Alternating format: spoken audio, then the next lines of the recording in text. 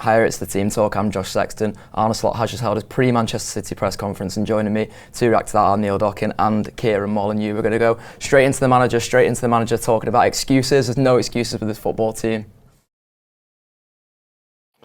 I think in general people only talk about injuries if the results are not there. So it's a good thing that nobody talked about our injuries. That means that we got our results in. But the moment you start to lose, it's about kick-off time on a Saturday afternoon, or it's about injuries, or we always come up with certain ideas why, especially the media, why we didn't win.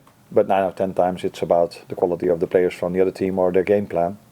But we do have some very important players for us being injured, but if the replacements do so well, it's normal that people don't talk about it that much. But yeah, it is true that missing Alisson, which has been a starter for this club and been so important for this club so long, missing Diogo Jota, missing Trent in the last 2 games, those are players that have had impact a lot on the results in recent years. But it's a good thing that we don't talk about it, I think. Subscribe to the Anfield Wrap. We've enjoyed doing this free week for you, and hopefully you've enjoyed the shows as well. But you can subscribe through a platform of your choice. There's through our app, but there's also through Patreon for audio and video. Video only on YouTube and audio only on Spotify. Whichever way you fancy coming and joining us, then please do consider doing so. Subscribe today. Enjoy the rest of the season with us.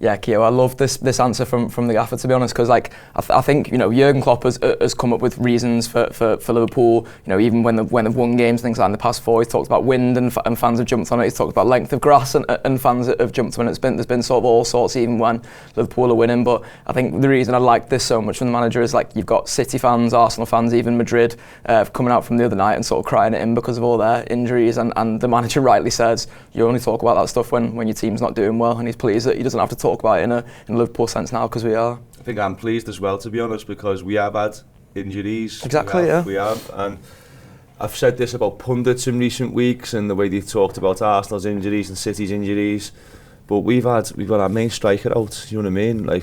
Jota's our starting striker, and we've had him without him for weeks now. Obviously, I'm not going to go through the injury list because the keeper's involved in that as well. Who's the best goalkeeper on the planet? Trent from the other night. Costas, if you want to throw him in. It goes on. There's a big list of injuries, but Liverpool have got through it, and I'm made up that we're not talking about it. How we had hard lines in recent weeks because of injuries, because I'm a little bit old school like that. You just got to get on with it. If players aren't available, then just don't moan about it. I understand why Klopp used to do it, especially when he blamed the wind or he's taking blame off the players. But there's nothing to blame the players for at the minute. Everyone's absolutely flying, aren't they? So yeah, continue. I think Keo's right there as well. Neil, I was going to call you Doc, and that'd have been informal on the camera. A bit more respect. I'll put a shirt on for you. Please use my first name. I just imagine we're in the pub then, like we always are, mate.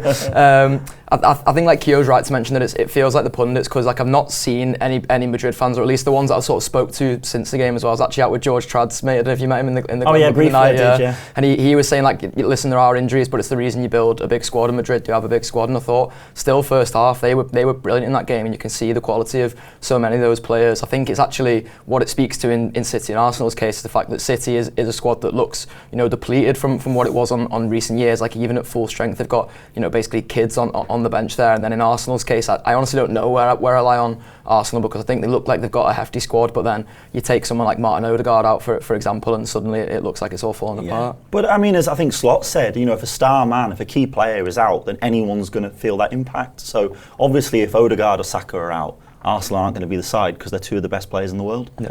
And we were the same when Salah was injured. We had a terrible injury crisis. I didn't feel much sympathy for us under Jurgen, in winter time when we were playing all those kids who won the League Cup.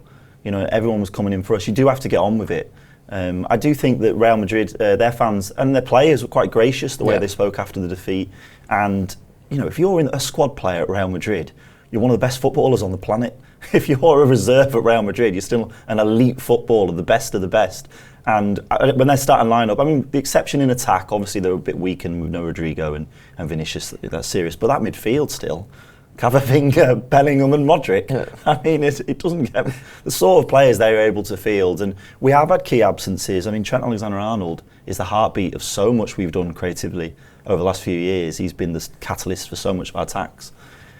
You know, he's been out for weeks and we've just got on with it. And it's been great to see. And I love the fact that Slot, I always almost say Jurgen, then I have to check myself. I love the fact that Slot, he just doesn't seem interested. He's not interested in excuses. He's not interested in getting sidetracked. There's a job at hand. He's deadly serious about it, and he backs his lads. And when he's brought them in, they've all performed for him at different stages of the season. Even ones who've been very much on the fringe, like a Joe Gomez, who has found himself a little bit cast in the wilderness. When he's been called upon, he's delivered.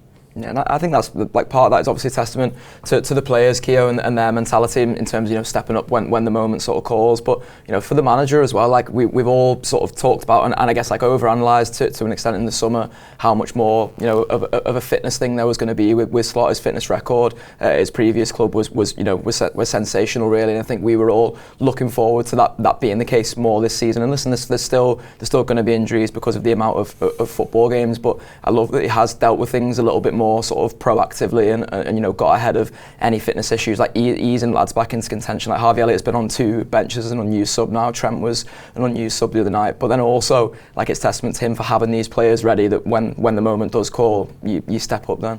It's not a coincidence. He's not got lucky with injuries this year, with players being fit. It's been done by game management. You can see this, the way he manages minutes. You just said then about Trent being on the bench despite being fit.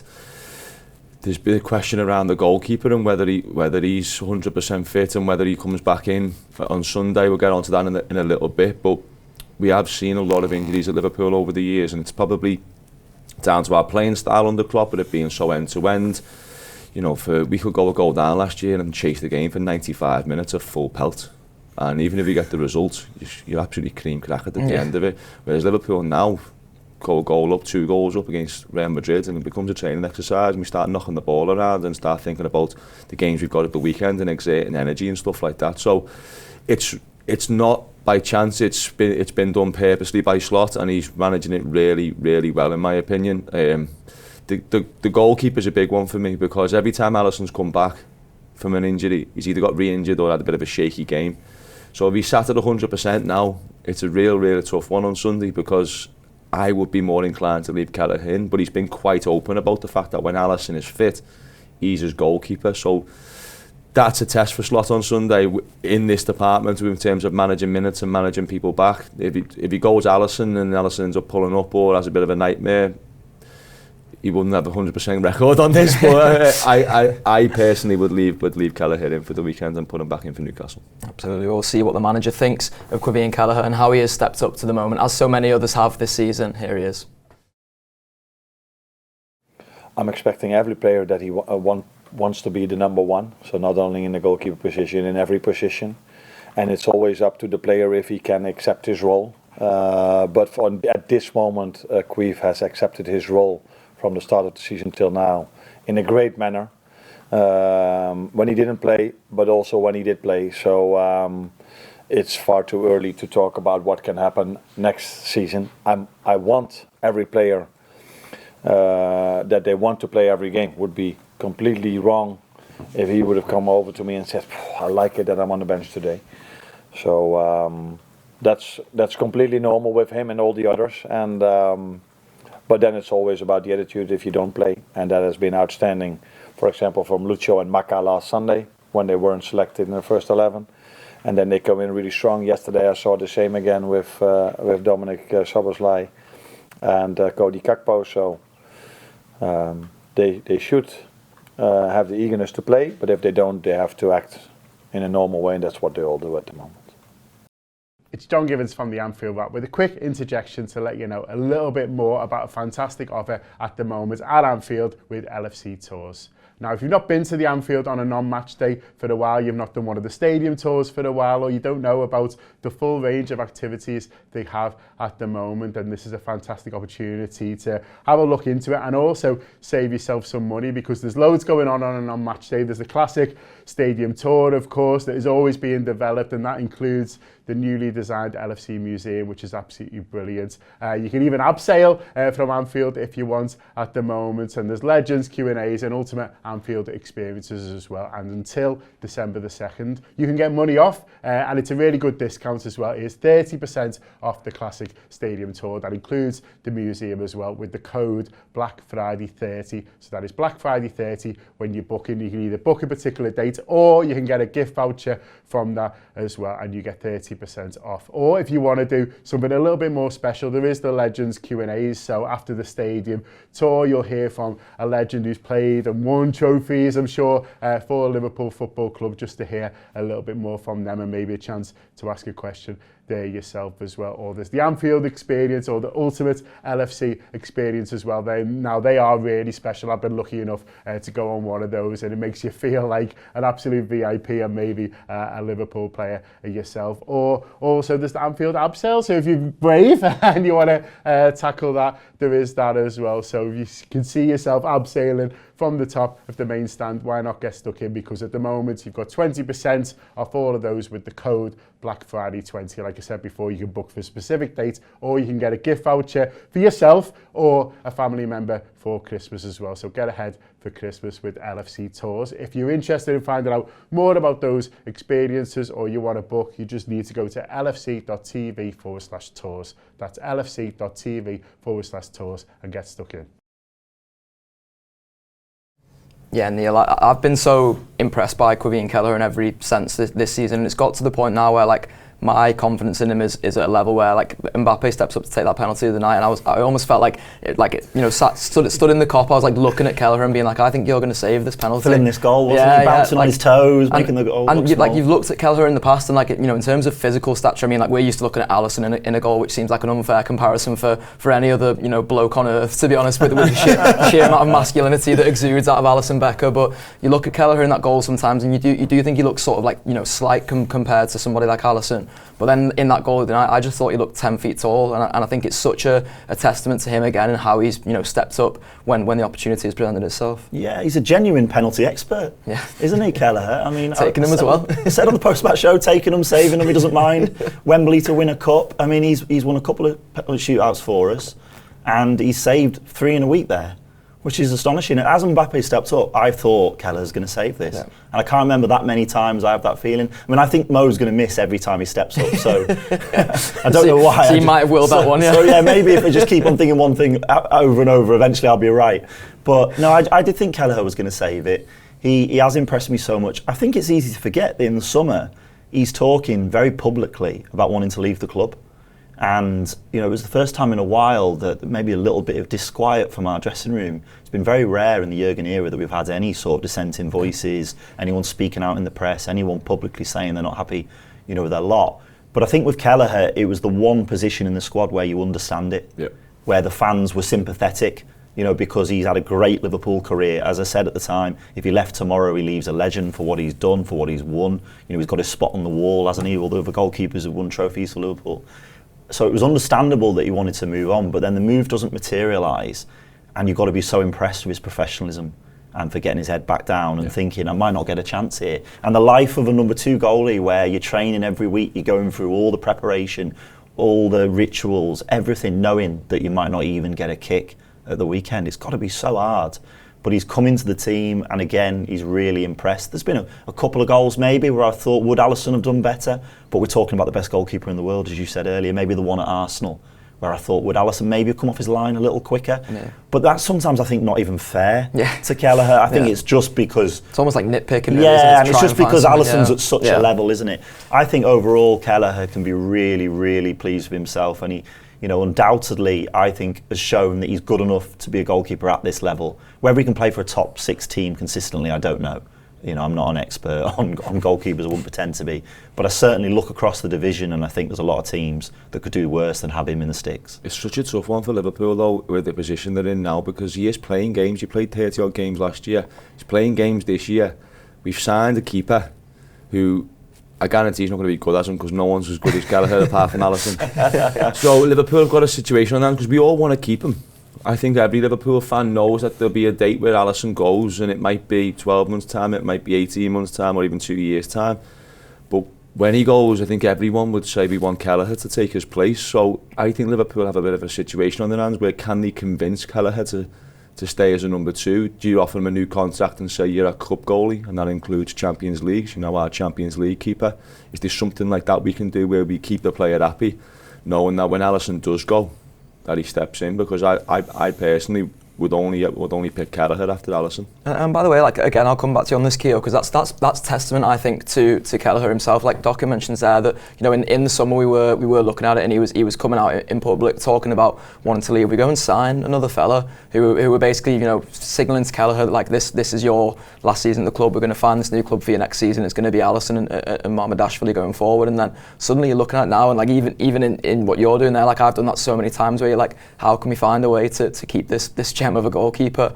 But for Kelleher, he's thinking, maybe he's thinking it's like a shop window thing, where he's like, I've got to present myself as the goalkeeper I know I can be, and take every opportunity I can, because it's going to get me a better move in the summer. Or maybe he just is genuinely this brilliant. Maybe there's part of him that thought, look, I'm not going to play 30 games for Liverpool again. That was just a season where Alisson had a big injury, and now he's back in again, and he's playing in the Champions League and saving penalties. Maybe part of him might think, if I played in the Champions League like this, I'm happy, you know what I mean? If I play 20, 30 games a year for the next 12, 18 months and then become Liverpool's number 1, I'm happy. But 12 months ago, 18 months ago, it was looking like Alisson's got years left. Liverpool, you're not getting near the Liverpool number 1 shirt. But already, with the way Alisson's starting to get injured more, already with the way time flies, it mightn't be too long before Alisson does his next move. He might sign a new contract and stay, and if he does, then Kelleher has to move. But I would be looking at Alisson and how long he's going to stay. Has he got another contract in him, or is this the sort of start of the end in the next 12, 18 months of it? If it is, give Kelleher a new deal and keep him at the club. I think Alisson needs protecting more. It's been my thought for a while. He's obviously got this issue with his hamstring, and there was times, there was the game against Bologna, wasn't it, where he's only just come back, and that would have been the perfect opportunity to give that game to Kelleher. And I hope going forward that Slot perhaps rotates them a little bit more. I think he references that after the Palace game as well, doesn't he? He sort of admits in one of the press conferences, either just after or before the next game, he's like, I made a bit of a mistake with Alisson there, we wasn't quite ready, and then we've. And it's all learning, isn't it? It's he's getting used to these players and their characteristics and their capabilities. So I understand it's not all going to be perfect. Like, I didn't expect him to come in with a magic wand. Like Diogo Jota is still going to get injured. Like, unfortunately, he can't protect everyone, can he? I understand that. And the same with Chiesa. I didn't think all of a sudden we're going to have a lad who was doing 90 minutes every week. But I do think, he needs to be a bit more careful perhaps with Alisson and rotate the pair of them. And I would love to see a situation where Kelleher could be convinced to stay for another year. I was impressed with you saying the new lad's name, because I've not even attempted it on camera yet. But he's being brought in with big reputation. I can only say the YouTube videos that I've watched, he can certainly pull off some saves. Got some highlights, doesn't he? Yeah, he does have some highlights. This lad's not coming, I wouldn't have thought, to regularly be on the bench. So I can't really imagine where we've got 3 top keepers at the club at the same time. So something's got to give, really, hasn't it? Yeah, keep Kelleher in for this week, and then Keo says that he does. I think I'm probably in the same boat, to be honest. Like, it speaks to what you're saying there about, like, easing Alisson back in, and I think there's easier games to ease him back into than what we're all basically seeing as a title decider. Yeah, I mean, if he's fit, then I agree with Slot. He should play. If Slot thinks he's 100% fit, he should play. But I don't get that sense from the way that things have been spoken about in the last week or so. I don't get the sense that it's a matter of time with Alisson. It obviously needs a little bit more recuperation. So I think I'd stick with Kelleher as well, because he is a capable deputy, and that's like playing it down. He's done an absolutely fantastic job for the Reds last few weeks.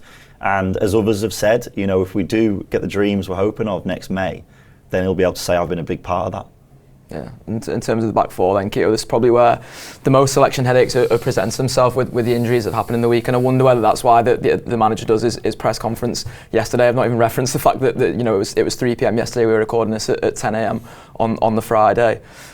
Like, if Konate is fit and fit enough to start, I'm going with him 100%. There will be a question mark around Conor Bradley, whether even if he was 100% fit, do you still bring Trent back in?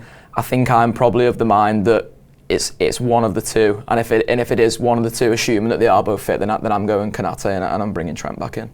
I think that's what might happen. I think he sort of the way he answers yes when they ask him, is Trent available, is him sort of giving a bit of an indication that Conor Bradley's got an injury, and I can't see him pushing Conor Bradley after the performance he's just given. Yeah. So I think Trent comes back in. Konate, I'm not too sure where he's at. I mean, he doesn't give too much away. It might be one of the reasons why he's done this press conference so early, so City have a little bit of a headache over. Konate probably unveil it himself, like today. On Twitter. Post picture of himself running, If Konate's not fit, I don't know. Maybe it's harsh on Quanta this, but I'd probably lean towards playing Joe Gomez. Yeah, I think I would. Left back. Robbo's played a big game against Real Madrid there. Is that telling means that he's going to rotate and play Tsimikas? Well, Tsimikas injured, isn't he? Oh, sorry, Tsimikas injured, so Robbo's got to play, hasn't he? So that's the headache, because Joe Gomez could come in at left back. Yeah.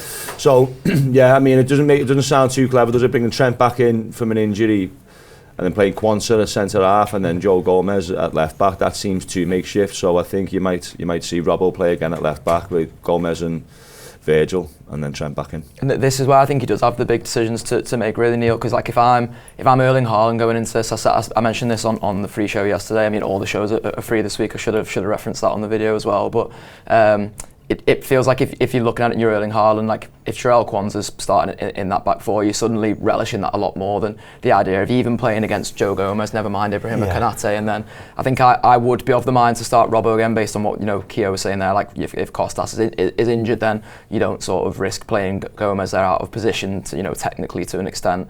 And then if we're assuming that Konate and Bradley are injured, I think I'd be doing Trent, Gomez and 100% for me on Robbo. I have been concerned by his form of late and some of the errors that are creeping into his game. And I just thought he was a little rash, in the week. I mean, he's unlucky. He's rash but unlucky. Yeah, it was a bit soft, but I think he conceded himself, didn't he, when he was speaking afterwards on CBS? He said, like, I've dangled a leg, I've not left a leg out, and so he commented on Kelleher's Instagram as well, saying, I'll buy you dinner. So. I like that. But I 100% agree on Joe Gomez too. I think I'm right in saying the last victory over City at Anfield, when Salah does, is it Rodri, and turns and scores the winner, didn't Gomez start that game? I've got a recollection of of Gomez coming in alongside Van Dijk and absolutely shutting down Haaland. I'm not sure if it was that fixture or the following year.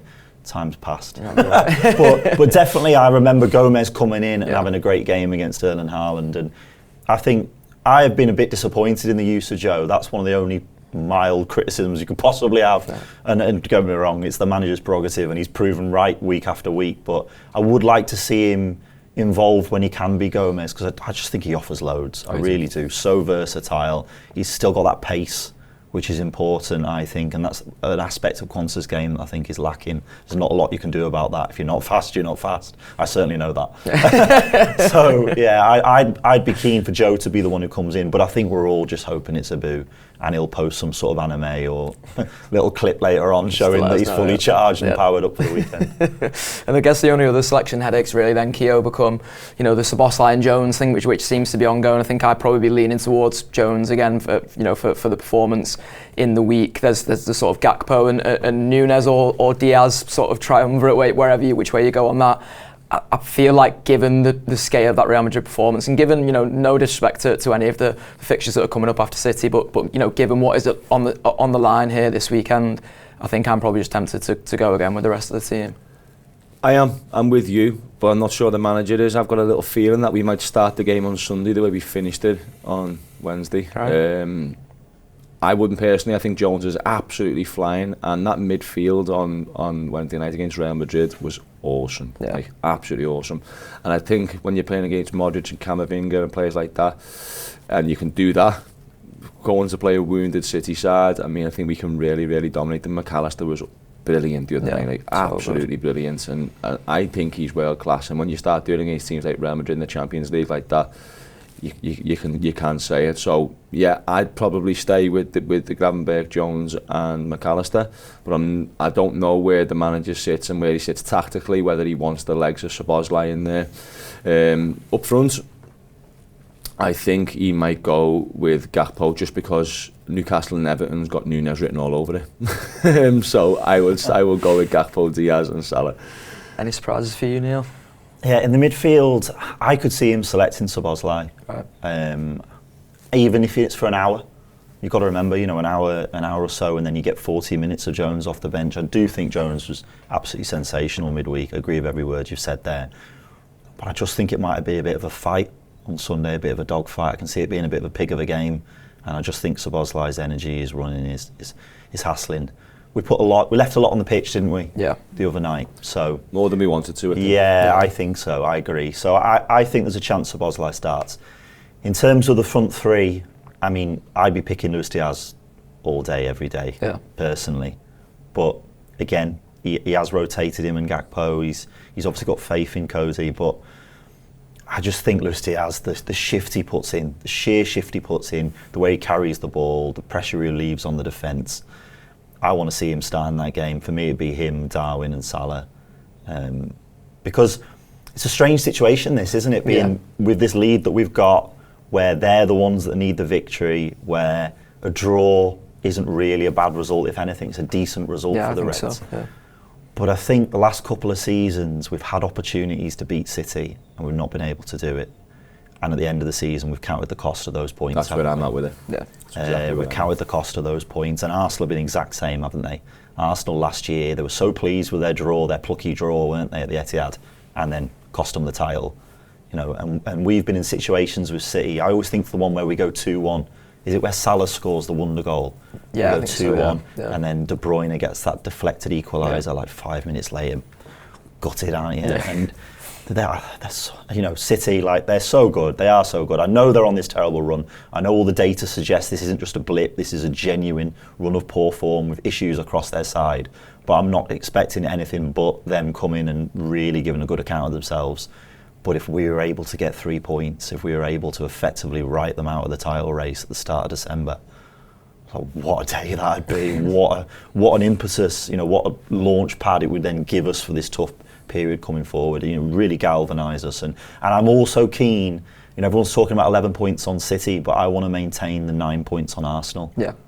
Because annoyingly, they're still hanging around in the rearview mirror, aren't they? So, if we are able to get that victory, I've gone off piste here. I'm just I'm into it. I'm into it. This is, you know, it's on my every waking thought. I don't know about any of you, but as soon as I wake up every morning, I'm thinking about Sunday and I'm thinking about the possibility of 3 points for the Reds, and so I really want to see us do it. Yeah. I'm the same. I've been obsessed with not looking at City or Arsenal and just thinking about a total points tally for Liverpool. We can't drop a certain amount of points if we're going to win the league, but all of a sudden I'm sucked in. And I'm saying if we can beat City on Sunday and go 11 points, we're talking 3 or 4 losses on Man City between now and the end of the season without a single point drop by Man City. That just feels like a gap that Liverpool, like, they're so controlled at the minute with this manager. I don't feel like it's volatile enough to be able to go through such a bad patch where you can lose 3 or 4 games on the spin. Such and would, obviously, but I do really think if you go 11 points clear, we are in a situation where Man City and the other teams alike just go, it's their year, innit? And when you start getting that in their heads like that, where you think we'll just focus on the Champions League, we're to reset year. You know yourself, when Liverpool lost 6 games at home, and we're just like, this season's a write-off. You start thinking like that. If we can do some damage to them on Sunday, they will write the Premier League off and they'll focus on getting in the top 4, resetting, and trying to win the Champions League, because that's the 2 routes back into the European Cup for them. Yeah. Do you want to do predictions, score predictions, or are we worried about tempting fate?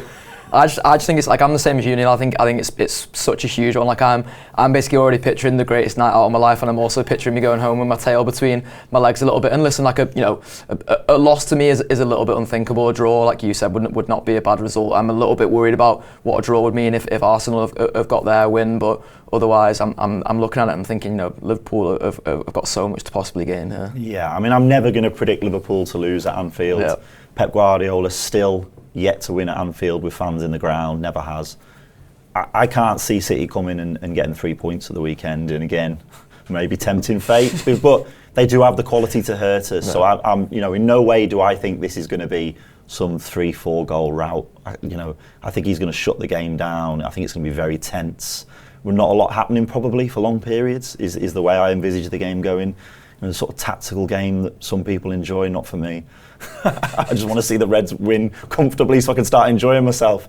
But if you made me, show a bit of character and put my cards on the table, I'm going to go 2-1 to the Reds. 2-1. Kieran, any predictions from you?